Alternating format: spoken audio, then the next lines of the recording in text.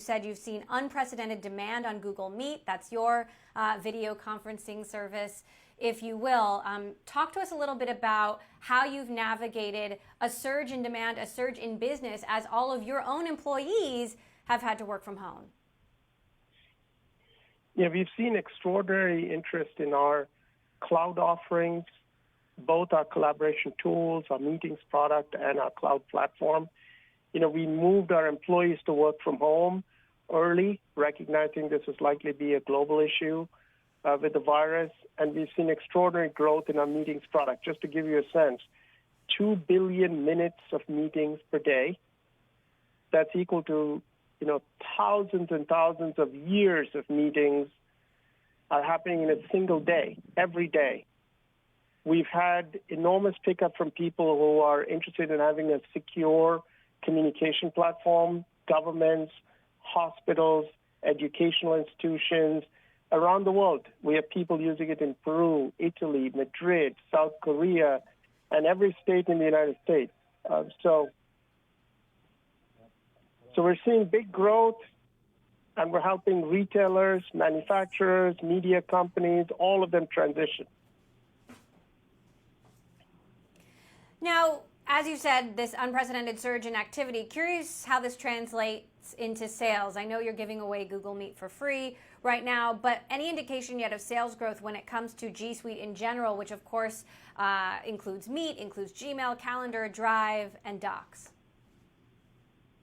So we are seeing people asking us for full enterprise support and people shifting from using the meetings capability to broadening the use of the broader portfolio of G Suite. We're in our quiet period, so I'm not going to give you revenue forecasts. We're very encouraged by the adoption. Just to give you a sense, we've grown 25 times our user volume since just January, and we're growing day to day. We're adding millions of users incrementally every day. So we're seeing lots of interest from different parts of the world. We broad brush are helping people, hospitals, governments, businesses, to tackle the virus and take the burden off their workforce, helping people drive supply chains and IT infrastructure to support just enormous growth. We're also helping industries manage spikes in consumer demand. We're seeing retailers, for example, seeing 25, 30 times volume of Black Friday on their e-commerce sites and in their logistics systems, which run on our cloud. And we're also helping, educational institutions, nonprofits support citizens work from home. And we're seeing a huge increase in governments wanting us to help them with social services, medical testing, scientific research programs. So there's an enormous number of these different activities we're doing in different parts of the world, not just in the United States, to support people through this very difficult period with the pandemic. Meet, of course, competes with Zoom, and Zoom has gotten a lot of the mind share in the midst of this pandemic. Despite some security vulnerabilities, their shares took a big hit on that yesterday, but they recovered today. Do you feel like Zoom has kind of taken the wind out of the sails for Meet a little bit? And what can you do to compete and get some of that mind share on your side? We made our enterprise meetings product free for all organizations, educational institution, any organization through September. We've seen large growth in a number of industries. Healthcare organizations who are worried about patient data being not secure on other platforms. Governments, we're helping the governments in Italy, in Spain, in the state of Oklahoma. A number of places use our technology to offer social services and also run the governments themselves. We're seeing retailers. We helped one of the very largest retailers in Germany transition their workforce, over 100,000 employees, to using our meetings products so they could collaborate to keep their supply chain running. And we're seeing growth in medical institutions offering telehealth.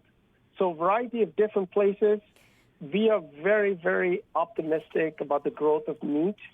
We're seeing great interest from people. Our capacity is extraordinarily well managed. We have plenty of capacity for people. And because of that, when a city like New York City says, we'd like to offer 1.3 million students distance learning using your platform, we can provision them in a single day. So we are very confident in our product. We're confident that customers can use it with the same security they expect from Google, and we're optimistic for the future. So speaking of that, since you mentioned G Suite for Education, there was a lawsuit filed yesterday that accuses Google of collecting biometric data on students and children without their permission. What is your response to that? I can't comment on that.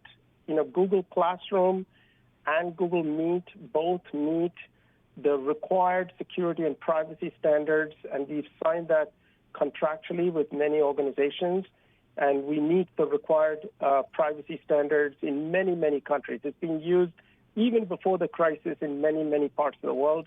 So I'm not going to comment on that specific question because of obviously the situation where we're working through that with the appropriate organizations. Now, Thomas, there have been a lot of stories about private companies working with the government to help in efforts to tackle COVID-19. Curious, are you working with any government agencies to aid in their response to the virus or the tracking of the virus? We've helped a number of organizations. I'll just give you an example. Oklahoma State Department of Health.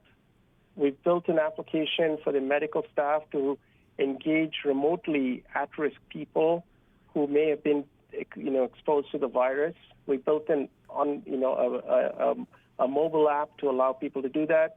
We've worked with the government of Spain to provide a tool for citizens to self-assess if they've got coronavirus infection. We've helped the Australian Department of Health launch its coronavirus monitoring application called the Coronavirus Australia application. We've also helped in Asia to build a platform called Doctor Anywhere. It's a telemedicine service that runs on our cloud, and it offers consultation with locally registered doctors and medication delivered to the doorstep. We're seeing a 400% increase in volume of traffic through that. So these are examples, different parts of the world. We're also doing work with many medical research institutions to provide them the capabilities in machine learning in our platform to help further, identify ways to combat the disease. Last question, Thomas. We don't know how long this is going to last. The shutdown is going to last. These work from home guidelines will last, but you have to have some sort of operating assumption about how long this goes on for. How long are you and your employees prepared to do all of this remotely? How long are you planning to do this remotely? Some CEOs are telling us it could be as long as 6 months before their employees go back to work. We work with governments in each country where we have employees to understand what the rules and policies they have on people returning to work. We've also helped organizations. If you look at the first 2 to 3 weeks when the virus is detected as growing, expanding quickly in a country, most organizations ask us for business continuity solutions. So we have a full war room that's been running since January with support teams, et cetera, to help people transition to sort of a work from home and a business continuity scenario. But once you get through that first 3 to 4 weeks, you have to plan to run operations in a fundamentally different way for 6, 7 months. In some cases, people are worried that they have to run in a different way. And so we've seen, for example, grocery stores seeing huge spikes in their online systems because people are no longer going to restaurants and they have to shift the calories that they consume in a different way. So we've helped a number of grocers in different parts of the world build solutions. We're building out distance learning for people, assuming that schools are shut down for an extended period. So we've shifted rather than pick a date, because really it's not our job to pick the date. Governments will provide guidelines on that. Healthcare experts provide guidelines on that. Okay. What we are doing is helping people with technology prepare for an extended period if necessary.